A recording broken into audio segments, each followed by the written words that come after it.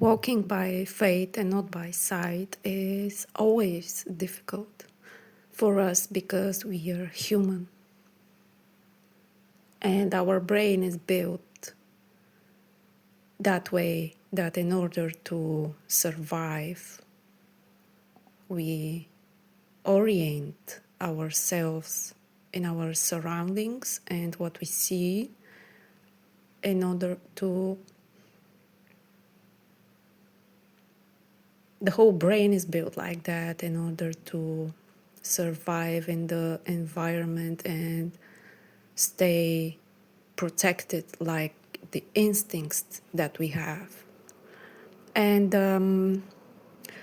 I didn't plan this message.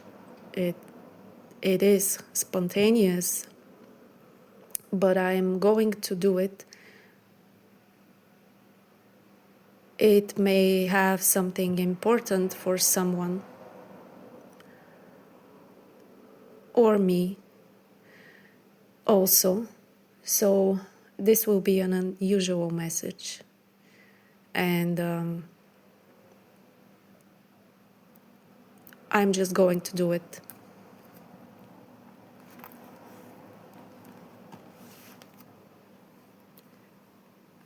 Okay, here it goes. Perhaps God involves us in far-fetched plans, so that when they succeed, no one but God can possibly claim the credit.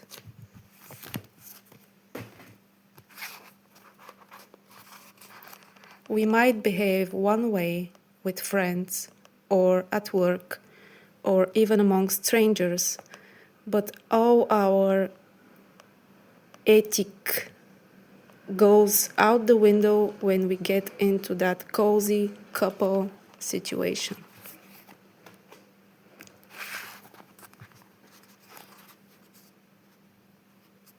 The way to come up with possible solutions is by imagining different possible futures, different ways the world could turn out.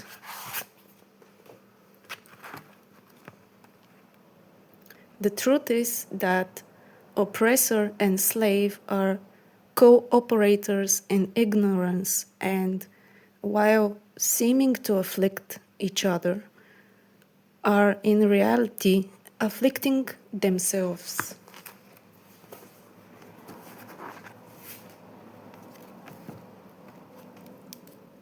God's promises are not mottos to hang on the wall.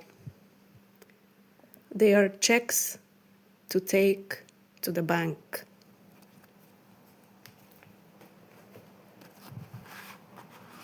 Suppose, by contrast, that when you and your friends were deciding where to eat, each of you stated not what you didn't want, but rather what you did.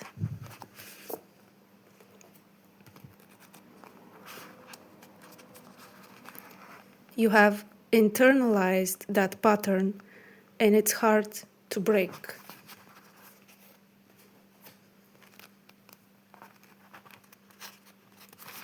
As two objects cannot occupy the same space at the same time, so the mind that is occupied with pleasure cannot also be concentrated upon the perfect performance of duty.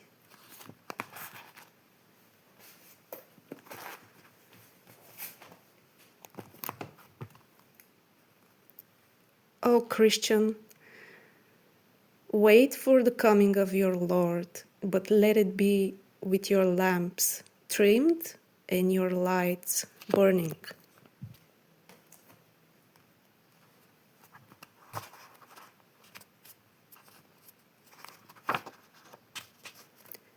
If you want to experience compassion, you need to be compassionate with yourself.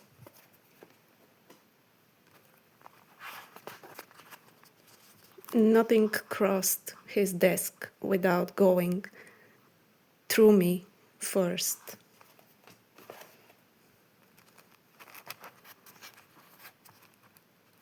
As a faculty, it is not an end in itself, but it is an aid to all faculties, all work.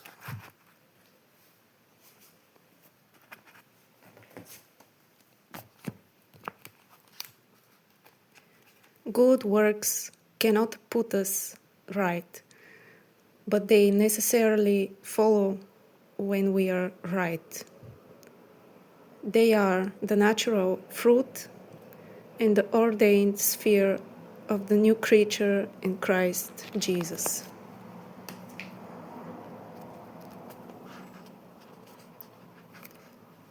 A second principle for evaluating your decisions in retrospect is this.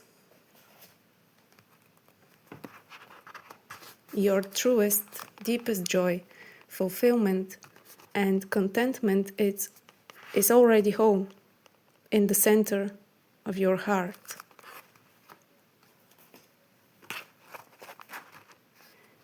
When he wakes up to a sense of his responsibility and an approximate estimate of his power, then he will commence to build like a true workman and will produce a symmetrical and finished character that will endure and be cherished by posterity, and which, while affording a never-failing protection for himself, will continue to give shelter to many, a struggling one when he has passed away.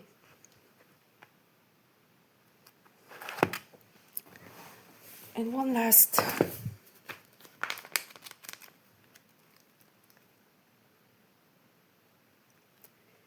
But if we are honest, we have to admit that the Christian life is a walk based on what is unseen rather than seen. And this confirms what I spoke at the beginning. And I want to thank God for doing this message so perfectly well put together, because someone may need it. And in order to understand how this message is built, it's a message that don't exist in that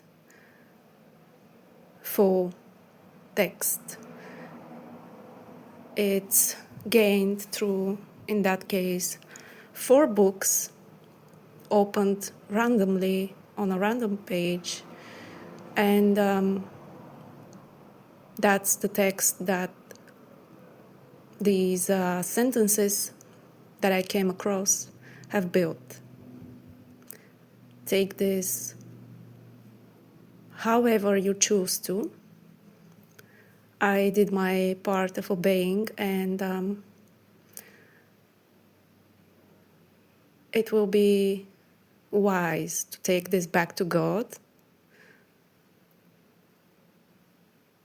because every message should be a confirmation and not something that you hear first from someone, because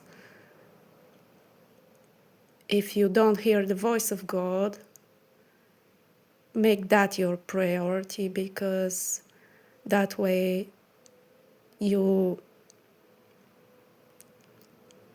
need only his voice, and everything else it can only serve you, but it cannot be the source of your guidance. God bless you.